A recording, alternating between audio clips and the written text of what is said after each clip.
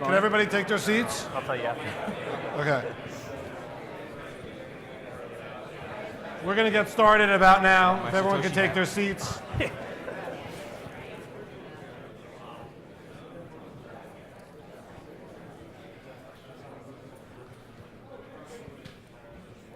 Thank you. My name is Scott Daspin. I'm from Triad Securities.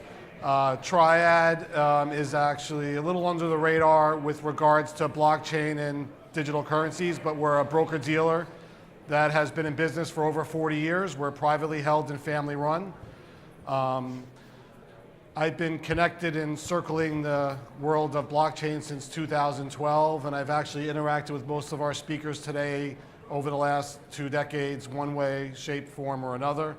I'm really excited that Viable Markets had me involved in hosting this panel, and we're really excited to learn more about everybody. We're going to do some brief introductions. Rosario and Ingargiola. I'm not going to mix up your last name, but Ingargiola, you got it. Rosario, would you want to give us we're going to first do a quick background, and we're going to just go right into innovation. Yeah, sure. So Rosario Ingargiola, I'm the CEO and founder of OTCXN.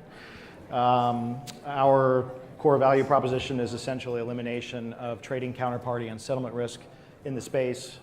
We've basically built a technology equivalent to prime brokerage that does that both for starting in both the spot FX markets and the crypto markets. Thank you. Salil? Hi, good afternoon, everyone. I'm Salil Donde. I'm currently the CEO at AlphaPoint. I've been in the capital market space for several years, 25 years. Most recently, I was Executive Vice President at NASDAQ, ran their information services business. So I've been in the capital markets, financial services space for several years. At AlphaPoint, we focus on making illiquid assets liquid. And we do that by providing technology to digitize or tokenize or fractionalize the assets, number one. And number two, we provide the platform to launch the digitized assets or exchanges. We have over 100 customers globally right now in about 35 or 40 countries. We've been around since 2013. We celebrated our 5th birthday just last week. So in the world of blockchain, we are a veteran, and we call some of the largest financial companies in the world as our customers who are alive. This is not POC, these are commercialized customers. So that's what we do. We make illiquid assets liquid. We provide the technology. We're a technology provider only. We're not an operator. Tokenize, digitize the assets, launch markets for our customers. Thank you. Varghese, Thomas? Yep, Varghese Thomas.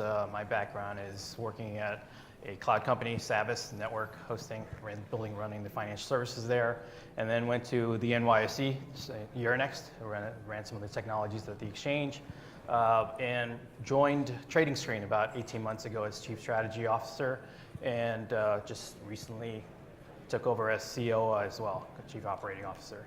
And TradingScreen, if you're not familiar with it, we've been around 19 years. Started out as a execution management software in the listed space and went across all asset classes. So support all the asset classes, providing all tools for hedge funds, asset managers, wealth managers. And we have 3 different kind of brands in that sense of the TradeSmart. It's our core product for the equities market. We have a BitFX for our FX EMS and a Quo, which is our wealth management business. So each of these are kind of onboarding all the crypto pieces for that as well for the next traditional, bridging the traditional world into the new world. Thank you. Viral? Hi, Viral Tolat. I'm the CEO of TradAir. TradAir is a company that builds technology for trading primarily in the FX and CFD space. We are just launching crypto trading now. I've been in the capital markets industry since the mid-90s, building derivative systems, building FX trading systems since about 2000. So see a lot of similarities between FX and what's going on in crypto. And we're trying to apply what we've done in FX in terms of rate engines, white labeling, trading, EMS, SOAR, all the above to crypto. So lots of easy things to do, but lots of hard things you have to do. We'll hopefully talk about that today. Thank you. So the goal here on the panel is to really learn about innovation and what it takes to live in a new world of new technology and new asset classes. I was actually at the forefront of electronic trading and even working with TradingScreen back in 1999, and watching how the markets are developing over the last couple of years has been extraordinarily interesting, and watching the technology develop. Today, we're going to start off by first question. What are the market infrastructure requirements that we've seen or we're watching being developed right now? Rosario?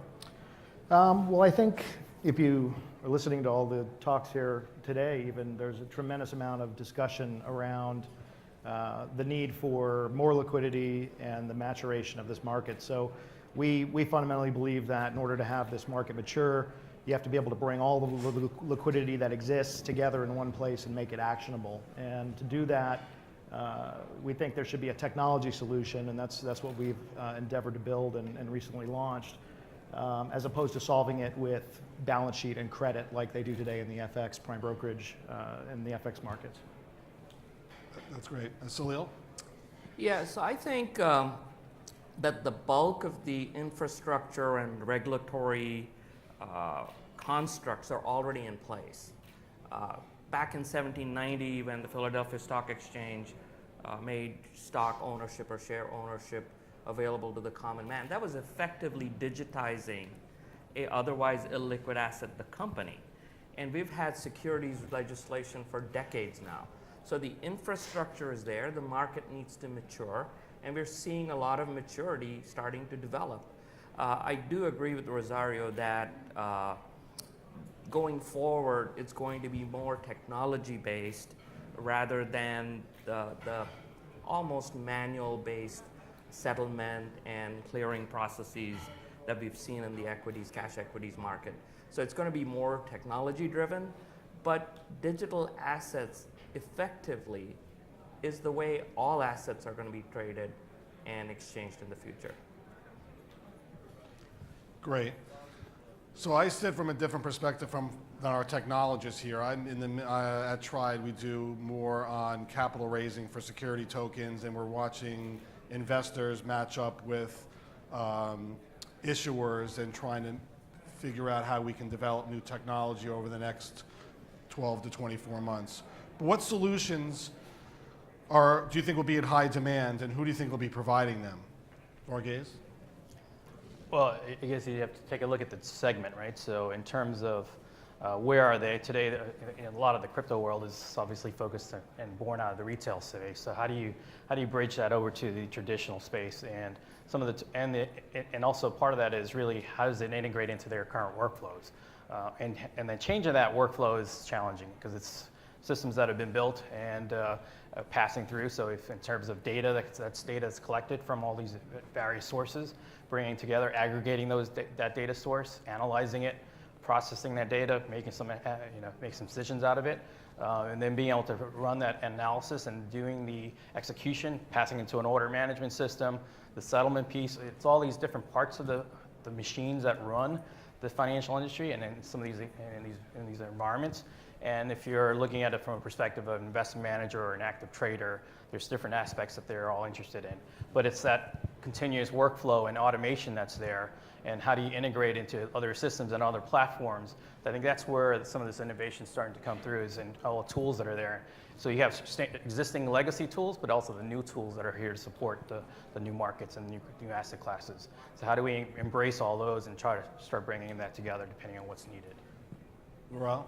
Yeah, so I think just from your first question, the second question, liquidity and credit, and not credit in the traditional sense, but knowledge of the balances that someone has in crypto is a challenge for us. So number one, on liquidity, we need market makers. We need people to make two-way prices.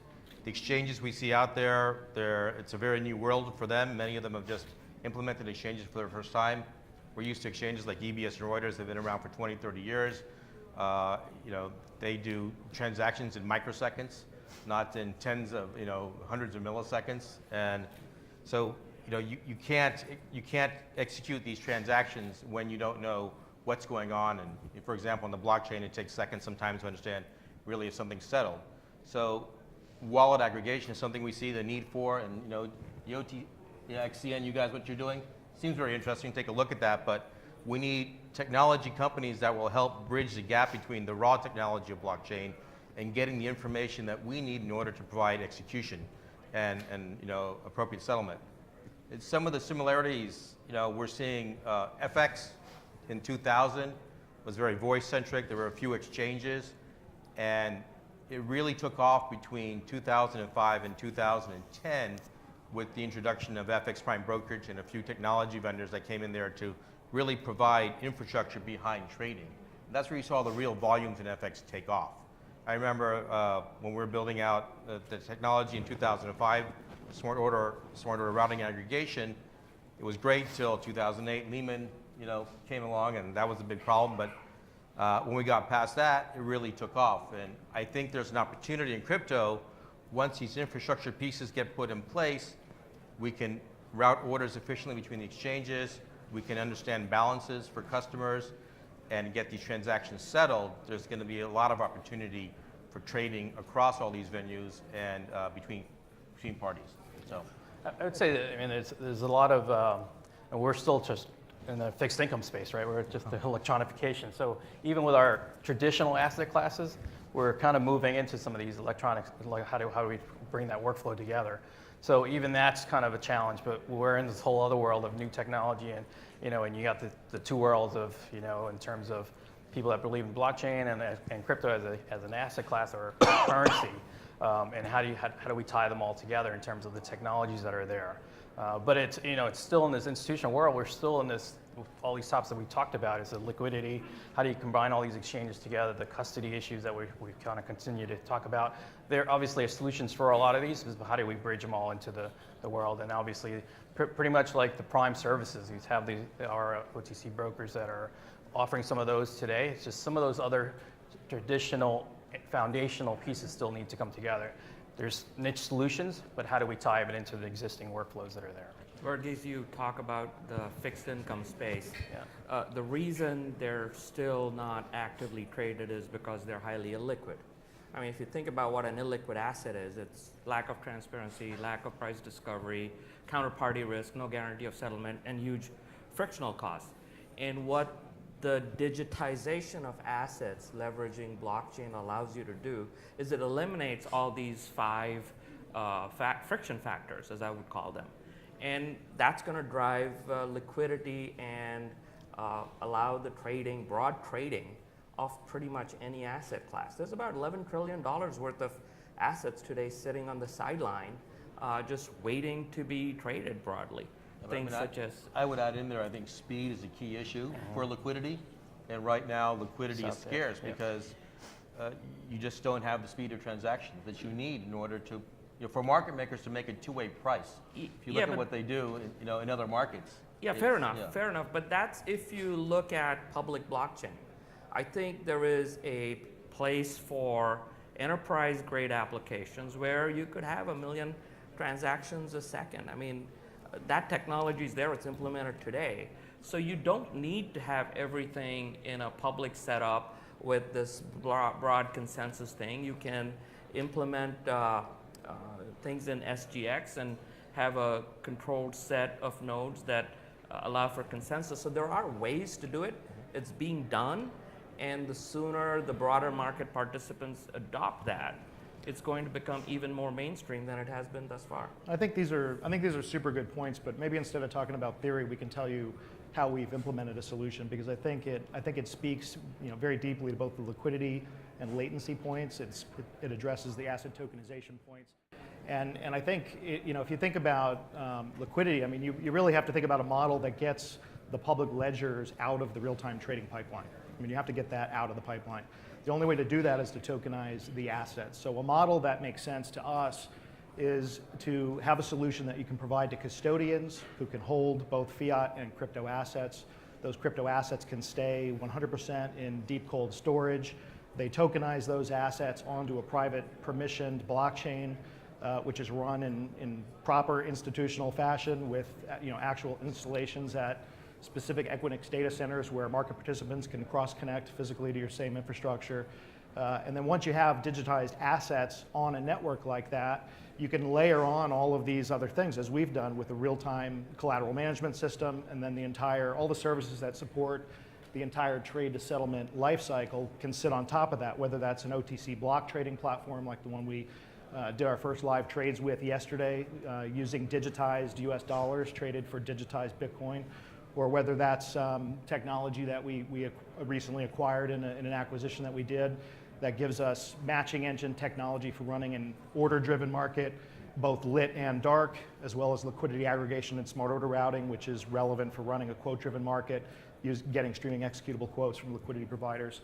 Making all that liquidity available in one place and having it actionable with one account at your preferred custodian is really, I think, the model that we should look at. That's really interesting. Sounds like we solved it. Right. So let's talk about, and congratulations on that announcement. Yeah. What are the most critical innovation gaps are we seeing in the marketplace today? Institutions are sitting on the sidelines with a significant amount of capital, and you hear every day about the solutions that are being developed that people don't know about yet, and solutions that haven't even been figured out. Rosario, what do you think's missing?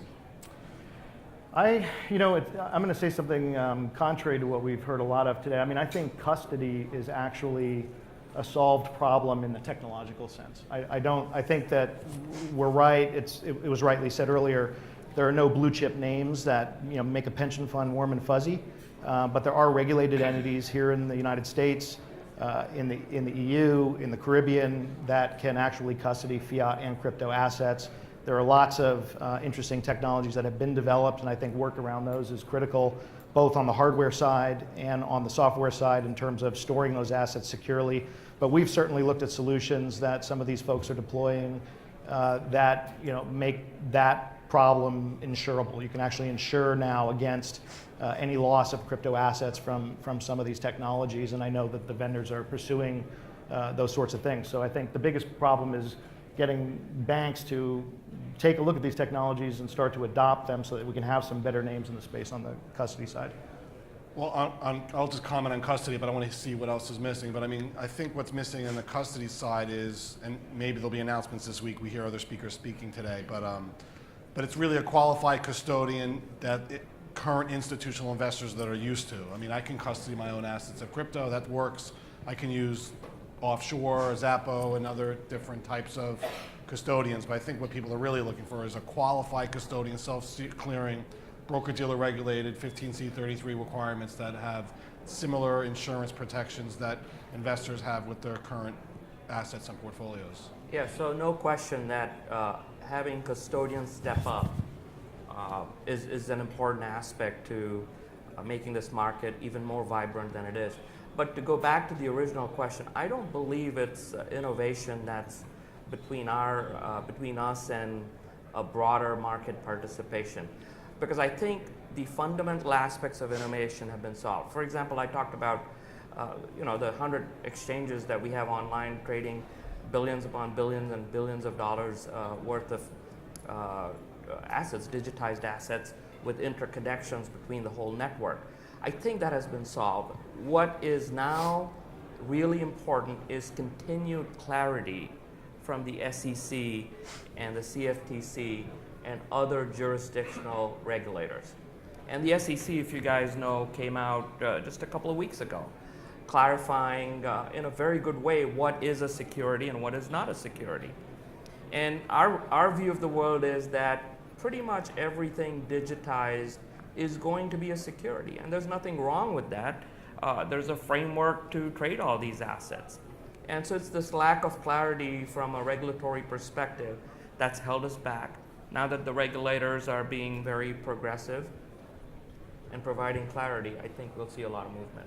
Well, it's clarity and consistency, right? Clarity, absolutely, yeah. The challenge is it's a global product, and we have jurisdictional, so trying to get everyone across the different countries to agree on similar, but as some of these foundational pieces are set, I think it'll set the stage for others to follow and see where we can, create. I think the challenge is we're still in the early stages of this, so everyone is still educating themselves around it, and more of us having these conversations will help that process along, because then it's getting them more comfortable with what's there and how do you help them. Again, I think it's, you can't have them go into a whole new workflow. They still have to exist in their hybrid market, right, in terms of into existing today as part of their whole portfolio. How do I start leveraging this, and where do I start integrating some of these applications? So it's still working on both sides, and you know, it depends on if you have your own balance sheet, and it's one thing, you can do your own, but once you're in a larger type environment, you have to start following some of the guidelines that are there, risk, compliance, things that are structurally that's needs to be addressed. And now obviously there's lots of these tool sets, but it's the education and the adoption of all these across the board. No question. I Yeah, agree with that. so I'll take a little different tact here. I think standardization across the exchanges, across all the workflows in the system is really needed.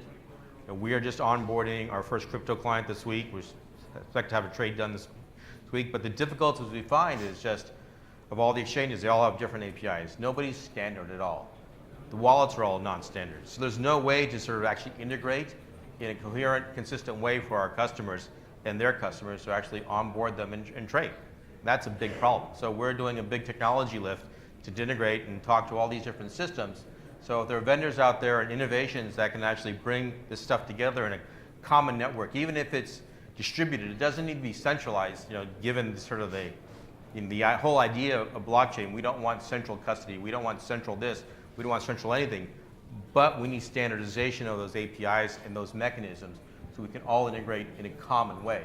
And right now it's all over the map, I see. It's just so many different ways to do things that it's just difficult to get any real work done. Yeah, you're right, because when we're talking to these exchanges, we're also educating them on what's the traditional market. So what is fixed? You know, so let's get some standards on and helping them through where they should be heading toward to kind of have that standard way of doing it. In the FX market, once the market makers, exchanges, everybody standardized on certain protocols and workflows, then it really took off. Yeah. But until that happened, everybody was fighting a lot of, you know, basically just, you know, swimming upriver, trying to get things done. And I think we see a lot of that happening today. Yeah, it's going to take a technology provider with enough of a spread and bandwidth to that's driving a lot of the market players. Well, I don't think it can be one technology provider. I meant one that starts the process moving, and then multiple people collaborate to come up with what works for everyone. But everybody can. I mean, everybody can. Any vendor can find ways to normalize. It's obviously a big burden, cost, expense, resource-wise. But even if everybody was using FIX, you know, the reason the FX market grew was really because of FX prime brokerage. That was what let everybody trade with everybody else. So even if everybody was using FIX and crypto exchanges, how are you going to do cross-exchange clearing and settlement? No, that's part of it. That's why I said liquidity and credit. And credit was solved by the FX prime brokers in that space. So we need some similar solution or some mechanism in crypto that's, you know, going to help us solve this issue of knowing what you have and where and when. Totally agree, and I think that I don't think. You know, that's, I mean, I think it really comes down to, there's nobody that's going to show up anytime soon and use their balance sheet or I'll credit. tell you, I think one of the things, just, you know, just learning about your company, but separation of capabilities is going to be important. If people want to integrate, they're not going to necessarily go to one person to do everything. You're going to have specialists in these areas and verticals, and the verticals are going to, you know, beat each other up and be the best in that area. You know, and if you're trying to do too much in any one area, you're gonna, you know, you're not gonna be the best. So I'm going to interrupt this on the same subject. I'm going to interrupt and say, like, what drives innovation and what separates the winners from the losers? Salil, you want to kick that off? Sure. So most of our companies don't have Steve Jobs roaming the hallways to spout off innovative ideas as they take every third or fourth step. So companies need to have a process of systematic innovation. And systematic innovation to me is where you're investing in things and you're allowing things to fail. And as soon as they fail, you kill it and you move on to the next thing. And I think it's this approach with people who have true capital markets expertise that are leveraging this systematic process is what's going to drive more innovation in companies. As far as winners and losers, let me first talk about losers. I think absent a stronger innovative push, the 60-odd global exchanges that today have $69 trillion worth of equities and worth of transactions on there, absent some innovation, I think they stand to lose a lot more. They're the incumbents. And I think the winners are going to be the masses of people, because we are going to be able to democratize the assets, and they're going to be readily available for the masses.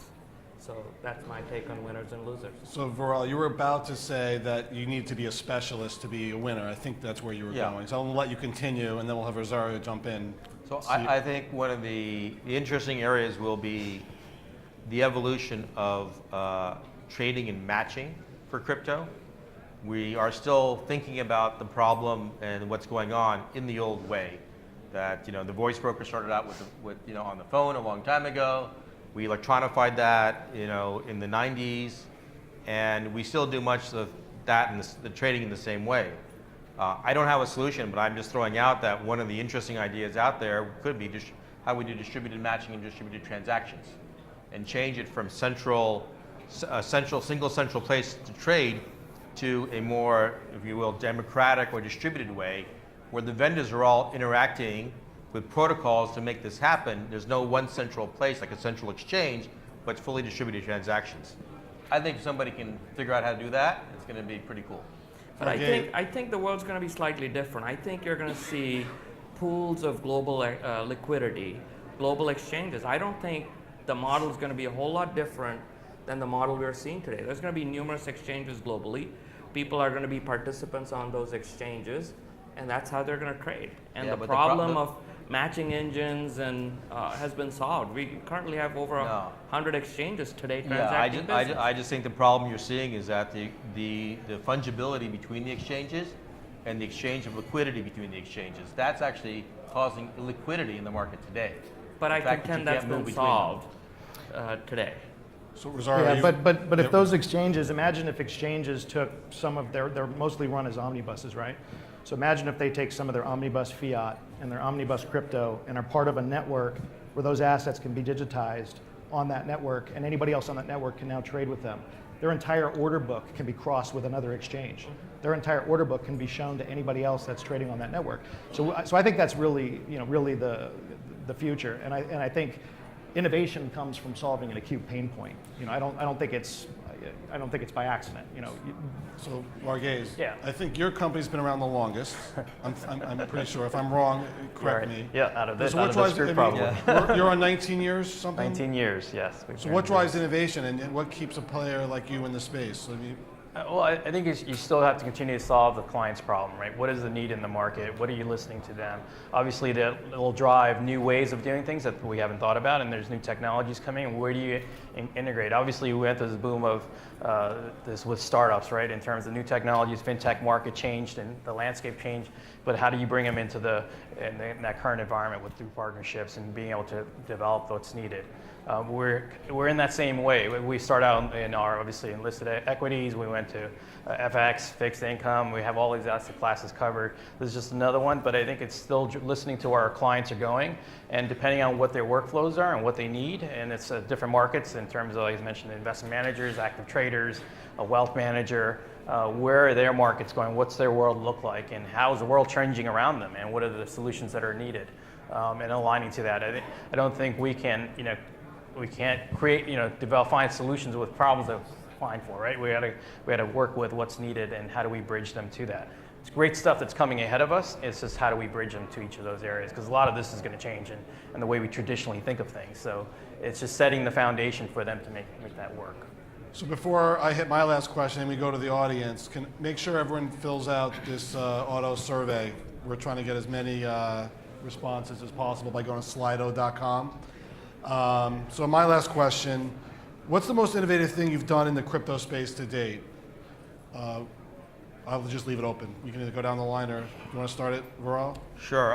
Well, we're just brand new in the crypto space, so the most innovative thing we've done is actually to get a live trade going. So I'll leave it at that, and there's a lot more to do after that. Varghese? Yeah, I think it's for us is just onboarding as many partner solutions that we can bring on board, because I don't think we're going to be able to solve all the problems ourselves. And what we want to do is make sure that's available to our client base and our customers. So where are those areas? So it's really aligning with those needs that they need, but making it easier for them to consume this. Because I think for us, it's a distribution. We have hundreds of clients on the platform already, across asset managers, hedge funds, wealth managers. They're all looking at where is this going and helping them solve that problem with and bridging that gap for them. So it's just, and all the different tools that are there. Obviously, we got the whole workflow from the data, acquisition data, aggregating that data, the execution side, the algos that are there, hundreds of brokers with different algos. How do you help them through that whole process in terms of how the market volatility and structurally changes with this asset class? And then the reporting. How do you make sure we can help reporting? MiFID created a lot of new areas for reporting for our clients in Europe and anyone else operating. So where is the reporting around all this going to have change as well? So looking ahead of where the impacts are across the different areas that's required. Salil?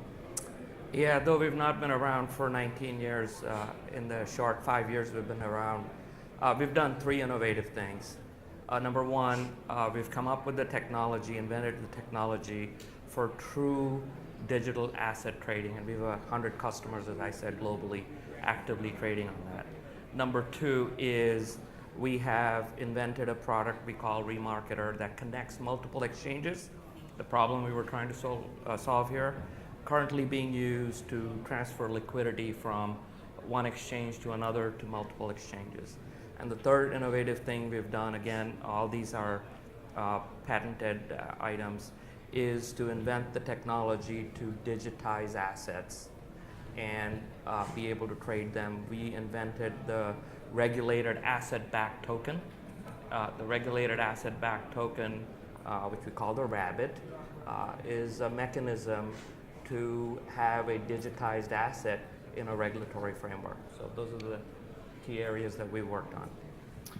And I think it's actually ironic that a lot of vendors in the crypto space or the exchanges themselves are not actually based on any blockchain underpinning. So I would say one of the most innovative things that we've done is develop from scratch, from the ground up, without forking any other solution, a complete blockchain stack that's proprietary with a very unique architecture that supports multiple ledgers, one for each asset per custodian, and a cryptographic binding between all of those ledgers, which are used for doing the asset tokenization and issuing digital assets onto those ledgers, and then basically putting the whole stack that needs to happen on top of that, from the real-time collateral management piece to the actual trading platforms themselves, with again that sort of core value prop being elimination of that trading counterparty and settlement risk for anybody who's trading these tokenized assets on the network. Great. Yeah, I'll open up to the audience. Any questions for the panel?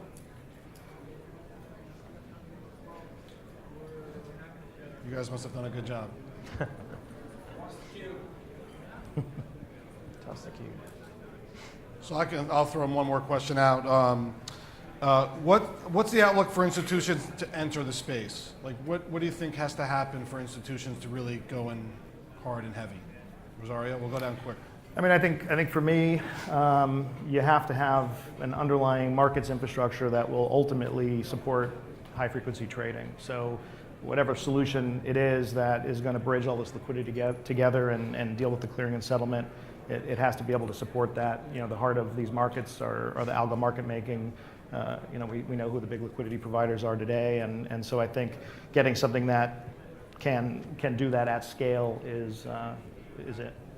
Salil? Yeah, I think we touched on this before. Custodians stepping up, or even accounting and audit firms stepping up to attest to the presence and the provenance and the value of an asset. So I think that's one thing. And continued consistent regulatory clarity is what's going to further accelerate. I think institutions are already stepping in. They're past the POC concepts now. So I think these two areas will drive further acceleration. Yeah. I think I would just add is the prime services, other services that institutions need, short lending, short sale. Where can get there all the services, prime broker type of areas that needs to add or modified for this market. I'd say workflow across all the different aspects of trading and execution and settlement, and so that they know exactly how it's all going to work, because I think there's just too many unknowns today and people are trying to figure out how it should be done. And once that's well understood, I think they'll step up and join. Great. I'm holding you all from, oh, we do have a question. And then lunch. I know everyone's waiting for lunch. So it's okay, you can probably hear me. Just to address your point, my name's Howard Krieger. I'm with CBIZ Valuation, 7th largest accounting firm in the country. We've started providing valuation opinions to LP interests that hold a mixed bag of assets, including crypto. And I've had to value some crypto-backed loans. So you are seeing among the big 8, call it, the big 4 and stuff, having to walk in. And I'll tell you, for the most part, crypto-backed loans are being treated as unsecured debt, oddly enough, even though they are clearly, for the folks, most of the folks in this room think there is some belief. So I would say probably in the next 6 months to a year, you're going to see that wish fulfilled, that all the top A&A firms are going to have some opinion on the value of crypto companies, crypto-based assets, etc. They're not going to shy away from all. Yeah, but you guys need to go further, go past valuation. I think you need to attest to the provenance.